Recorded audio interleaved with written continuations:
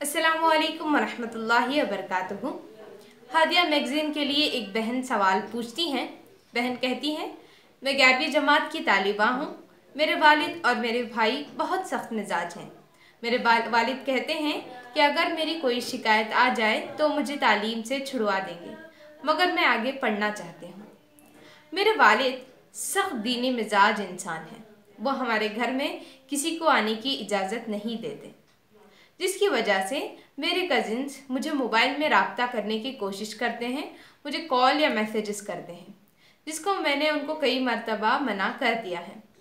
इसके बावजूद वो मुझे कॉल और मैसेजेस करते हैं। मैं ये बात अपने घर में नहीं बता सकती, क्योंकि मुझे डर है कि मेरे वालिद कहीं मेरी तालीम ना छुड़वा दें।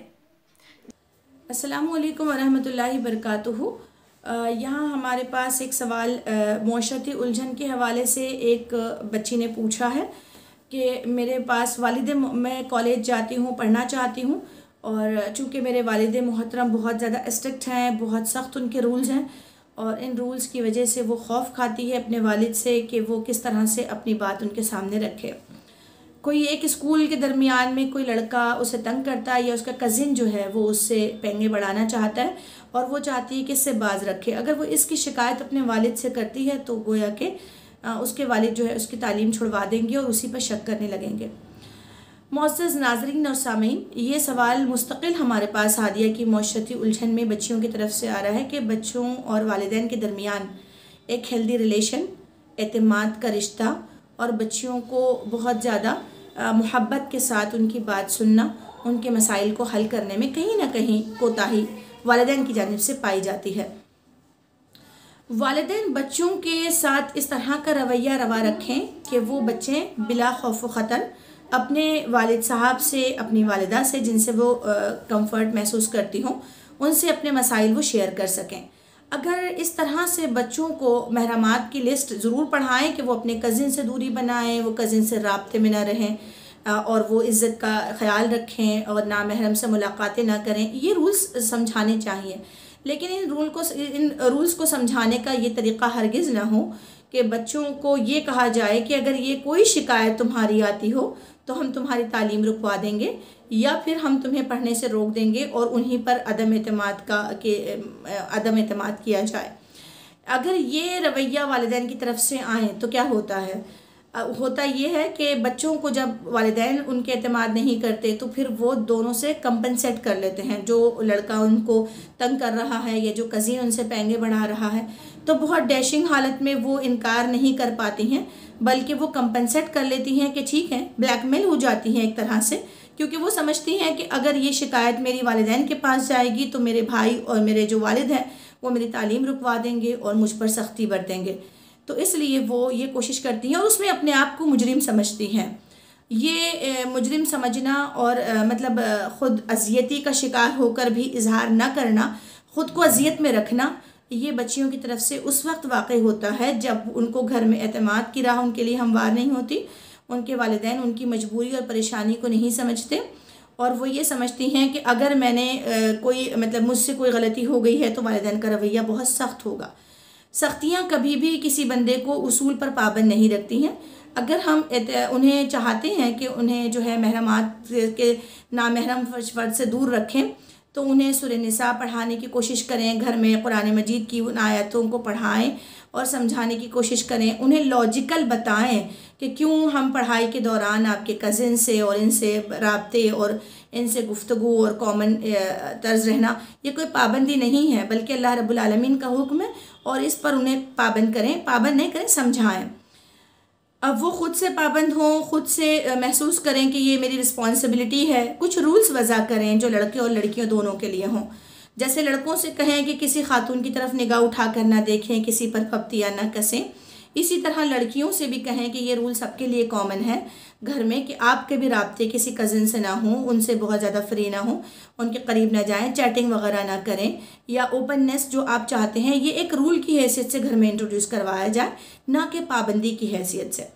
उसके बाद लाजिमन वालिदैन अपने बच्चों से ये जुमला ज़रूर कहें कि अगर उनसे कोई ख़ता हो जाती है या कोई उन्हें तंग करता है तो वो बिला खौफ व ख़तर वो उनके पास आएँ। गुनाह हो जाए या गलती सरजद हो जाए तब भी वो वालिदैन से ही मदद तलब करें। उनका एतमाद इस हद तक बढ़ाना चाहिए।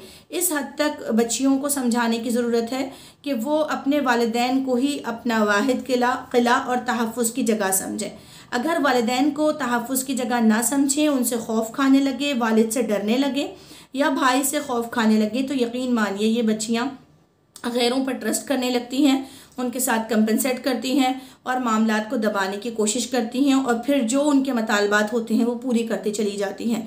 इस तरह हम बच्चियों को बुराई से रोकने के बजाय बुराई पर की राह पर डालने की वजह बन जाते हैं। तो वालिदैन को चाहिए कि ख़ास तौर पर जैसे अगर वो फ़ैसला ना कर पा रहे हों तो काउंसलर से डिस्कस करें कि किस तरह से उनकी बच्ची इन चीज़ों में इन्वॉल्व है या नहीं है, या कोई तंग करता है तो वो कैसे हल करें। बहुत अच्छा कोलैबोरेशन के साथ में, यानी कि कॉलेज के इंतज़ामिया, स्कूल इंतज़ामिया और रिक्शा और जो सवारी उनकी आ रही है और आप इनका के दरमियान एक अच्छा सा तालमेल बनाएं। और फिर फ़ोन भी अगर बच्चे इस्तेमाल कर रहे हों तो फ़ोन के इस्तेमाल में भी बच्चों को रूल्स सिखाएं। वो अगर उनको आपने इस्तेमाल की इजाज़त दी है तो कानून वज़ा करें, घर में रूल सिखाएं और सिखाएं कि उसूल और ज़वाबित का वो लिहाज रखें।